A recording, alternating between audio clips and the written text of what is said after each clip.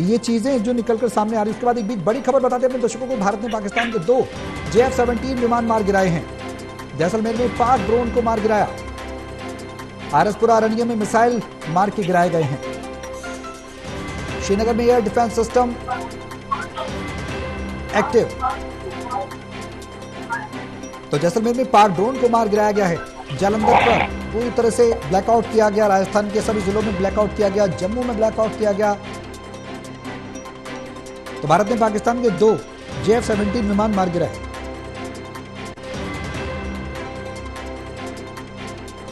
आरएसपुरा अरनिया में मिसाइल मार गिराए हैं।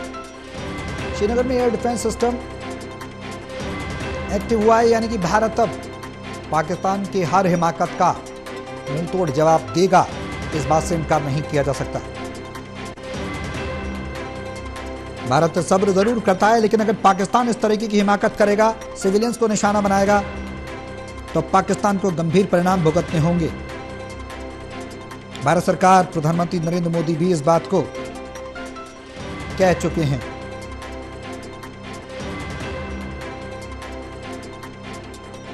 S-400 जो कि रशिया से लिया है, बेहद उम्दा तकनीक का एयर डिफेंस सिस्टम। और चाइना की बात की जाए तो चाइना ने HQ-9 जो कि चाइना से लिया है पाकिस्तान ने, वो भी लगातार एक के बाद एक चीन समर्थित हमले कहे जाएं तो कहना गलत नहीं होगा। लेकिन हालांकि खुलकर ये बात नहीं आ रही है, लेकिन इस बात में कुछ इनकार भी नहीं किया जा सकता कि पीछे कहीं ना कहीं पाकिस्तान को सपोर्ट मिल रहा है और मिलता रहा है। कायराना हमले इसी वजह से पाकिस्तान हिमाकत करता रहा है। और पुंछ इलाके में आज जो गुरुद्वारे पर मिसाइलों से हमला किया गया, 16 नागरिकों की मौत हुई है, जबकि 59 इंजर्ड हुए हैं। ये विदेश सचिव ने प्रेस कॉन्फ्रेंस करके इस बात को बताया है। प्रदीप हमारे साथ लगातार बने हुए हैं। प्रदीप जी, आगे आप जानना चाहेंगे, जो डिफेंस सिस्टम के द्वारा लगातार मुंहतोड़ जवाब दिया जा रहा है, अब आगे और बड़ी कार्रवाई भारत करेगा? क्योंकि जाहिर सी बात है, भारत पहले भी चेतावनी दे चुका था कि अगर शांति चाहता है, अगर पाकिस्तान ने सिविलियन एरियाज को निशाना बनाने की कोशिश की, तो भारत सक्षम है।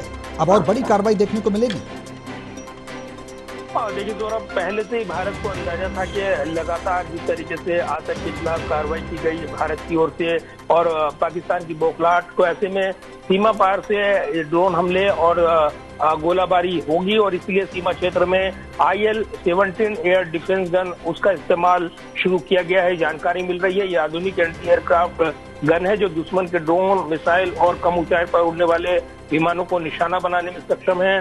तो सेना ने जम्मू, राजौरी, पुंछ, तंगधार और गुलबर्ग जैसे संवेदनशील सेक्टरों में हथियारों को सक्रिय किया है। हवाई सुरक्षा को मजबूत किया गया है।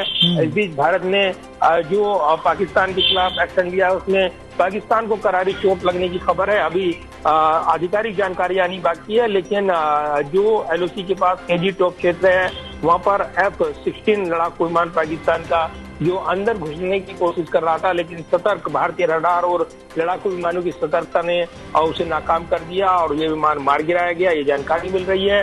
इसके अलावा राजौरी पुंछ में भारी गोलाबारी, जम्मू एयरपोर्ट पर स्वार्म ड्रोन हमला नाकाम हुआ है। बड़ी कामयाबी भारतीय सैनिकों को, उनके जांबाज हौसलों को हर कोई देख रहा है, सराह रहा है। निश्चित तौर पर एक बड़ा युद्ध क्षेत्र बनकर उभर रहा है। जिस तरीके से अभी घटनाक्रम देखने को मिल रहा है, इसको आप आसानी से इसका विश्लेषण कर सकते हैं इस नजरिए से, क्योंकि जो पाकिस्तान की बौखलाहट है वो निश्चित तौर पर बढ़ी हुई है। भारत ने जिस तरीके से एयर डिफेंस सिस्टम उसका अपने ड्रोन अटैक के जरिए निष्क्रिय किया है, उसके बाद उसने कोशिश की है कि वो इसका जवाब दे, लेकिन ये नाकाम रहा है और जोरदार जवाब देती है। भारतीय सुरक्षा बलों ने पाकिस्तान के हर हमले को नाकाम करते हुए पलटवार किया है।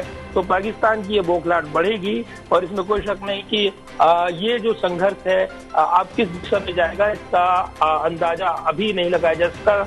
लेकिन इससे पहले जब विदेश सचिव ने साफ कर दिया था कि जैसे पाकिस्तान जिस तीव्रता के साथ वो हमला करने की कोशिश करेगा, उससे दुगनी तीव्रता के साथ उसका पलटवार किया जाएगा, जवाब दिया जाएगा।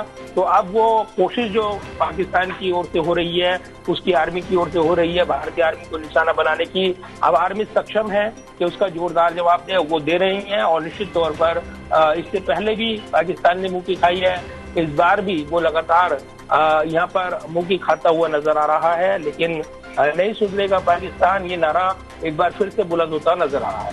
प्रदीप जी, कई सवाल हैं। पाकिस्तान में संविधान नाम की कोई चीज नहीं, पाकिस्तान में सेना की चलती है, पाकिस्तान के नेता कुछ और बयानबाजी करते हैं। हमने देखा रक्षा मंत्री को पाकिस्तान के ख्वाजा आसिफ इस बात को स्वीकार करते हैं कि आतंकवादियों की संलिप्तता है, पाकिस्तान के पूर्व विदेश मंत्री भी इस बात को स्वीकार करते हैं कि आतंकियों की संलिप्तता है, और बिलावल भुट्टो भी कहते हैं कि अगर सिंधु नदी का पानी भारत रोकता है तो वहाँ खून की नदियां बहा देंगे। यानी कि बयानबाजी कुछ और सेना कुछ और करती है। जबकि भारत में तो जिसके हाथ में सत्ता है, प्रधानमंत्री के हाथ में सत्ता है, तो वही बात करते हैं, वहाँ सेना बात नहीं करती है। वहाँ डमी जो प्राइम मिनिस्टर हैं वो बात करते हैं, चलती सेना की। विचित्र है।